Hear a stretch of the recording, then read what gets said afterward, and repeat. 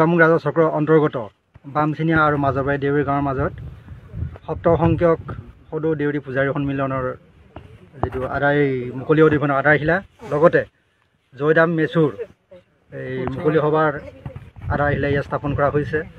জয়দাম মেচুৰ যোগেদি আদিম দেউৰীসকল অৱস্থিত হোৱা জয়দাম পাহাৰৰ ঐতিহাসিক মুহূৰ্তলৈ পৰম্পৰাগতভাৱে এই উৎসৱটি প্ৰতি বছৰে পালন কৰা হয়।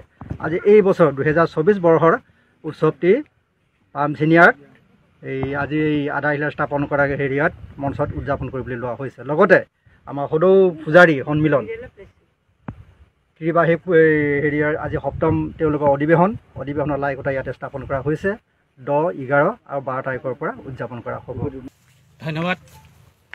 আমাৰ উদ্দেশ্য হ'ল আমাৰ দেউৰী কলা সংস্কৃতি জয়দামৰ যোগেদি আমি প্ৰচাৰ কৰা আৰু এইটো সমগ্ৰ ভাৰতবৰ্ষতে আমাৰ দেউৰী জাতিটোৰ যি কলা সংস্কৃতি আছে আৰু ইয়াৰ যি পৰম্পৰা, এই পৰম্পৰা কলা সংস্কৃতি আমি এই জয়দাম উৎসৱৰ যোগেদি সমগ্ৰ ভাৰতবৰ্ষতে আমাৰ প্ৰচাৰ কৰা এটা উদ্দেশ্য।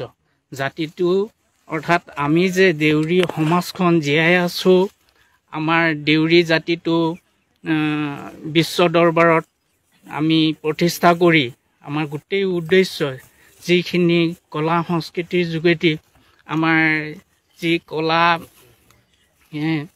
আদান প্ৰদান ভাষা সংস্কৃতি ইয়াৰ যোগেদি আমি প্ৰচাৰ কৰাৰ এটা উদ্দেশ্য।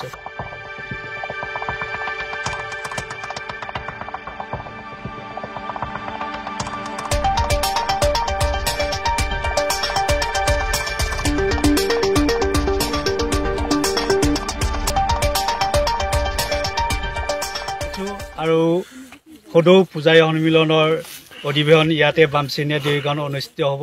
গতিকে সমূহ ভাৰতবাসী আমাৰ সমূহ ৰাইজক আমাৰ এই অধিৱেশনত জয়দাম মেচু আৰু পূজাৰী সন্মিলনত সহযোগ কৰিবৰ কাৰণে সকলোকে আহ্বান জনাইছোঁ।